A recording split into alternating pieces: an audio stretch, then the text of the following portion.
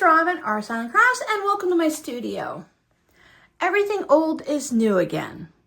In a semi-recent live stream, I was discussing with my viewers that since my channel has become older and I have so many videos, that YouTube highly recommends that I take some of my older videos and replay them now, because a lot of times people aren't going to go back 1,000 videos and rewatch things. Now, many of you agreed that that's a great idea and that also you're seeing other channels do it. I also have the benefit of having a Patreon community. I don't know how many videos I have on there, but it's coming up on 7 years old, and I generally do a video every Sunday.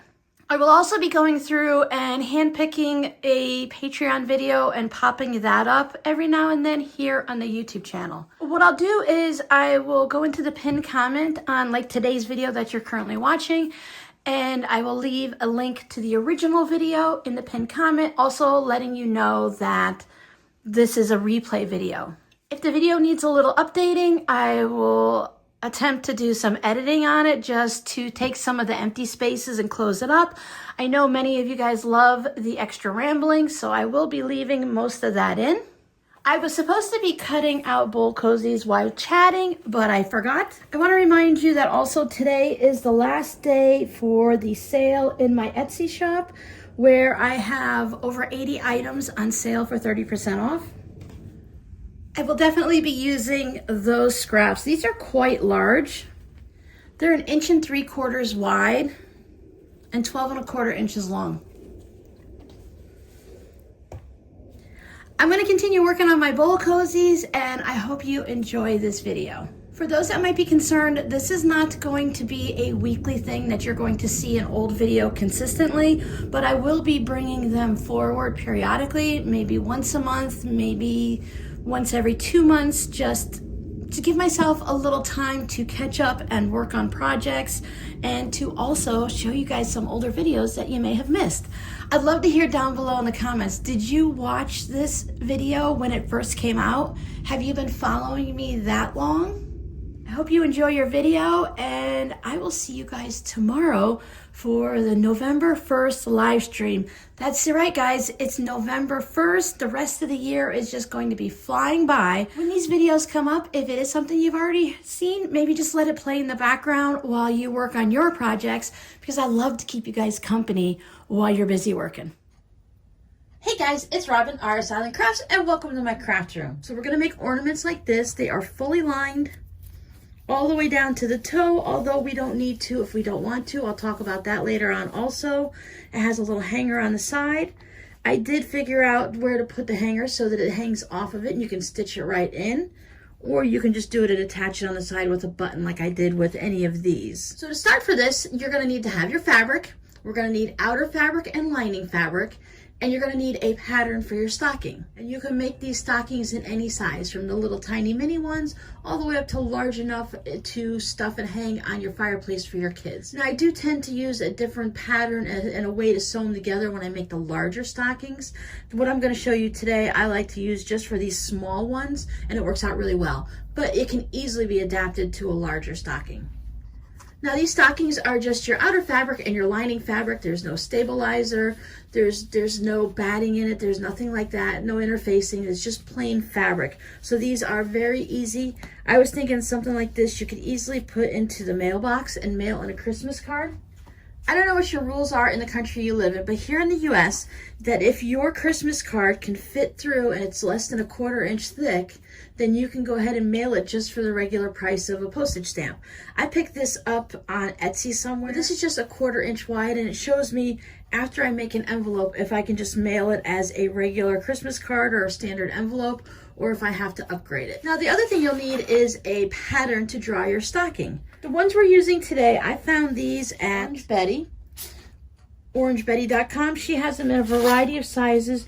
She's got the little stocking, the teeny weeny stocking, and then she has a larger mini Christmas stocking. You can also go and just type in an outline for a Christmas stocking, and it'll come out in different sizes. I have some of my leftover Christmas fabric. Now, if you're using, say you have a fat quarter of Christmas fabric, what you want to do is you want to go ahead and turn it so that it's right sides together. That way, when we cut it out, If we have our two pieces that are right sides together, when we open it up, we will have a left facing toe and a right facing toe, because that's very important. Or as we're tracing them, if we're doing them on scraps like this, we want to make sure we trace it on one side and then flip it over and trace it on the other. If you have directional fabric, you want to make sure you put it somewhere so that everything is going in the way you want. This is just a whole bunch of Santa hats that are going all over the place, so I'm not too worried about it. I just want to use the best section of my fabric that I can to save on fabric for another project. I just have a regular ballpoint pen that I'm just going to trace around it. If you're doing them right sides together, after you trace around it, you might want to pin them to hold them together, so while you're cutting them out, they don't shift. And then I flipped it over, so that way I know I'm getting a toe going in either direction. So I'm just going to give this a rough cut out. I will save any of the pieces that I cut off that are of a decent size just to use for another project, because they work out really well for like little string projects and stuff like that. This just gets rid of that extra that I don't have to hold on to.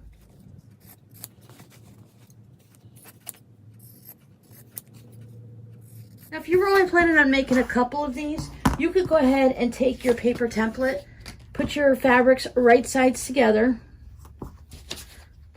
pin your template through it, and then just cut around the template, and you won't even have to trace it at all. So whatever stocking pattern you decided to use for your outer fabric, you want to go ahead and make the same exact one for your liner. If you're just going to use this for an ornament and you don't plan on putting anything in it, all you really need to do is have this rectangle so that when you look on the inside that you can see that it has something in it.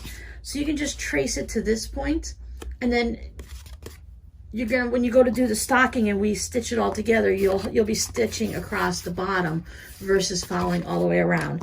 And that's just going to save you having too much excess in there.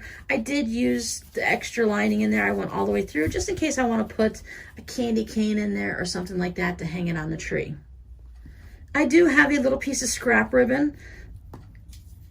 This just happens to be the size that I have left. You can fold your ribbon in half and see if it's going to be long enough to hang off of a tree if you want a large one, or you can just use a smaller one if you just want to have a little bit like this. If you want to use these for an advent calendar and hang them up on some twine or something like that, you might not need to have a full loop. So whatever you happen to have, this is the length I have. It just happens to be a little over 5 inches. So when I fold it in half, of course, it's gonna be about 2.5, probably 2 once I put it in the seam and everything like that. So whatever size ribbon is gonna work for the size stocking you're using and the purpose it is. You can make a fabric one if you're making a larger stocking to hang over the mantle and stuff like that, or just a little quick ribbon for these ornaments. I've used rickrack in the past for some of my smaller ornaments also. As I said, it's just whatever you happen to have on hand is gonna work fine.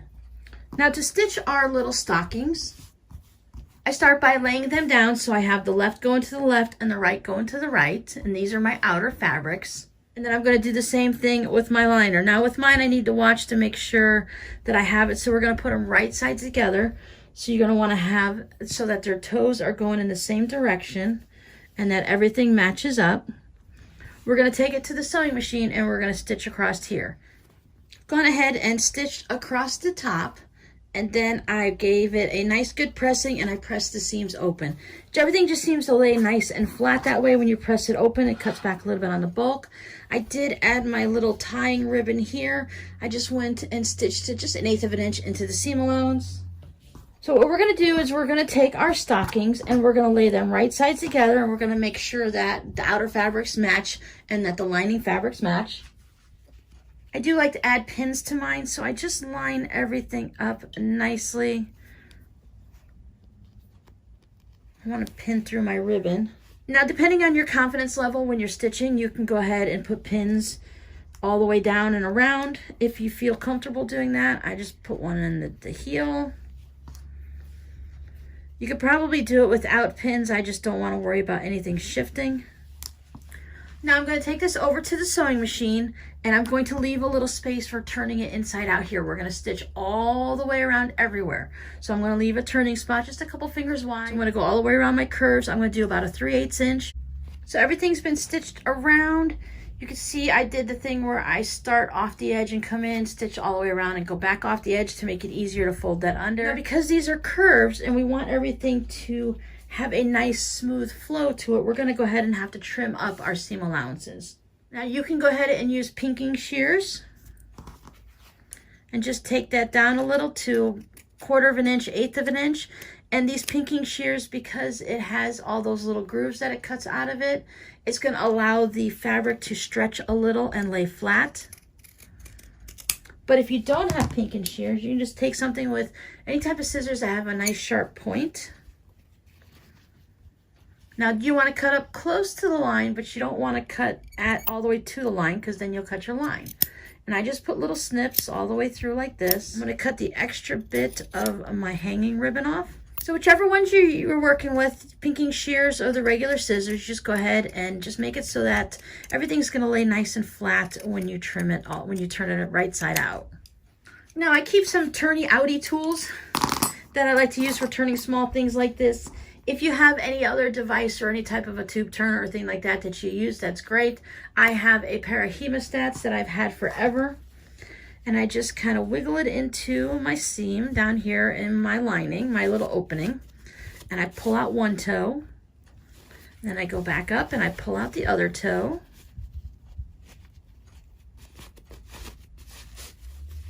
Now I do like to give my outer toe a little bit of a press before I put my lining and squish it in there. So I just have a plastic crochet hook. I also have a metal one if I want to get a little bit of a tighter corner. Sometimes this large one is just a little bit too large, so I might use it to just poke it out to start with. You can use some blunt scissors if that's what you have. Then I'm going to take this over to my iron and give it a good press. If we hadn't have trimmed our corners, you would get a lot of little pleats and wrinkles here. You can almost see a little bit on how it wants to wrinkle, but once I go ahead and hit it with the iron, that's going to straighten that right out. I gave it a nice good press, so everything's looking nice and flat, and you can see it's all nice and smooth through there now. There's no wrinkles. Now before we go ahead and put our lining back into the regular part of our stocking, we need to deal with this hole. You can go ahead and use some of that fusible tape in there. You can hand stitch it. For a little ornament like this, I'm just going to take it to my sewing machine. I'll give it a little bit of a press here, and then I'm just going to stitch along that line. Now, do you see how stitching off to the outside, it just kind of makes everything just line up nicely in there? I'll use a little bit of barely 1/8 of an inch, just stitch along that seam, do a little back stitching before and afterwards, and then we'll be able to flip our stocking. There it is, all stitched up. You can see how close I got to the edge. Now, the hardest part for me is to get this lining back inside of here. Just mostly because it's a small stocking. You just kind of tuck it in. I can't really fit, I can fit my finger in there, but it does kind of become a bit of a struggle. I just kind of push it down with my finger, find my heel.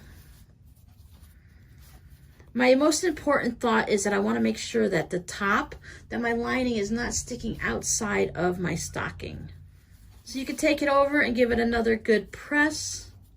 I never stitch around the top. I mean, I would in a regular stocking, but this is so small. I mean, you can get it through you'd have to put it through your sewing machine like this, and you can do it if you felt that it was very important. I have my little hanger hanging. It's coming out of the inside like that, so this can hang in any directions off of your tree. It's going to look good from both sides.